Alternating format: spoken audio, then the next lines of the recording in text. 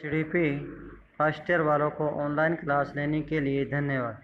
आज हम पढ़ेंगे डेयरी सांड की देखभाल, प्रशिक्षण, आवास तथा प्रजनन के लिए व्यायाम। यानी इस टॉपिक के अंतर्गत या इस लेसन के अंतर्गत हम अध्ययन करेंगे कि डेयरी सांड का चयन किस आधार पर किया जाता है और डेयरी सांड का प्रबंधन किस तरह किया जाता है, उसके क्या लाभ हैं, क्या हानि है और क्या उनको पोषक या पोषण देते हैं, उनके बारे में अध्ययन करेंगे।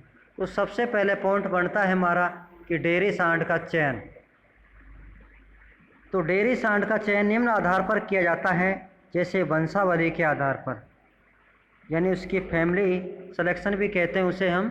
तो उसको फैमिली को देख करके डेयरी सांड का चयन किया जाता है, यानी उसके पूर्वजों को देख करके। नस्ल के आधार पर, यानी उसकी नस्ल को देख करके भी डेयरी सांड का चयन किया जाता है। शरीर की बनावट के आधार पर भी डेयरी सांड का चयन किया जाता है और उसके स्वास्थ्य को देखकर भी डेयरी सांड का चयन किया जाता है कि वो किसी बीमारी से ग्रसित तो नहीं। और उम्र के आधार पर भी डेयरी सांड का चयन किया जाता है। संतति परीक्षण के आधार पर भी अच्छे डेयरी सांड का चयन किया जा सकता है। दूसरा पॉइंट बनता है हमारा कि एक डेयरी सांड का प्रबंधन किस तरह किया जाता है।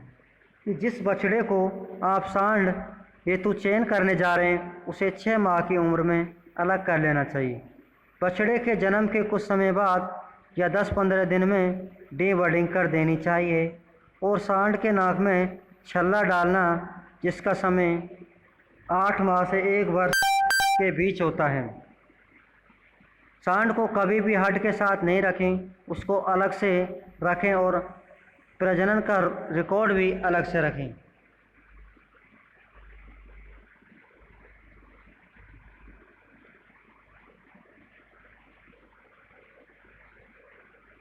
अगला पॉइंट है हमारा सांड की प्रजनन की उम्र व बाहर के आधार पर।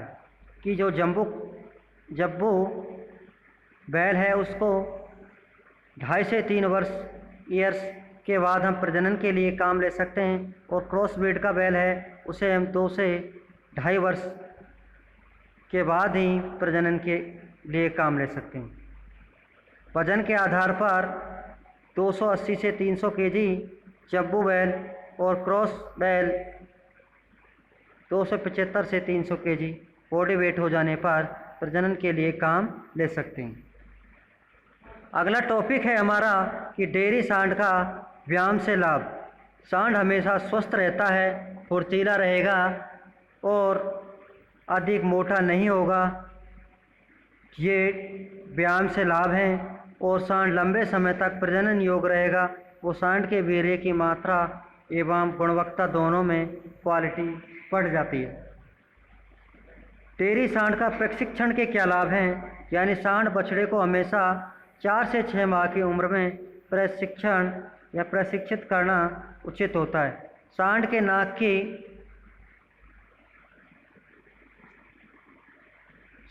नाक की रिंग व हल्टर डालकर प्रशिक्षित करें। सांड को जहाँ तक हो सुबह 5 से 6 AM और गर्मियों में 8 AM तक प्रशिक्षित कराना उचित समय माना जाता है। सांड का आवास बनाते समय महत्वपूर्ण बातें। सांड गृह के बाहर उसके व्यायाम हेतु खुली जगह होनी चाहिए और सांड का कमरा 12x12 फीट का क्षेत्रफल होना चाहिए।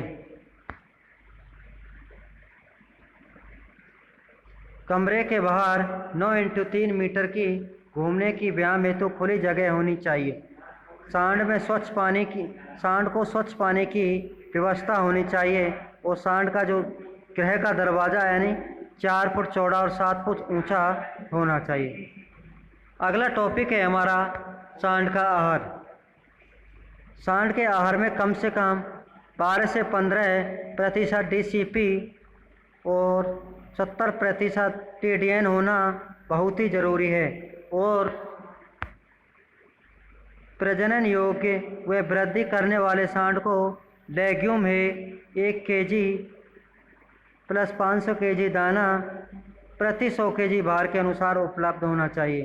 सांड के आहार में 2 केजी पर 100 केजी वोट के अनुसार शुष्क पदार्थ की आवश्यकता होती है और सांड के आहार में 50 ग्राम मिनरल मिक्सचर और 30 ग्राम नमक प्रतिदिन होना आवश्यक है।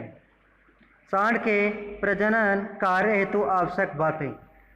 सांड जब 2.5 से 3 वर्ष का होने पर प्रजनन कार्य हेतु काम ले सकते हैं और सप्ताह में 2 बार सांड से सीमन ले सकते हैं और सांड को प्रजनन कार्य हेतु 10 से 11 वर्ष तक की उम्र ही ठीक मानी जाती है, यानी 10 से 11 वर्ष तक ही सांड से वीर्य ले सकते हैं। सांड को प्रत्येक 2 से 3 वर्ष में बदल देना चाहिए ताकि अंतः प्रजनन नहीं हो। तो ये हमने आज एक डेयरी सांड की चयन और प्रबंधन, उसके लाभ व हानि तथा आवास व्यवस्था के बारे में अध्ययन किया है हमने। तो आज के लिए इतना ही काफ़ी है।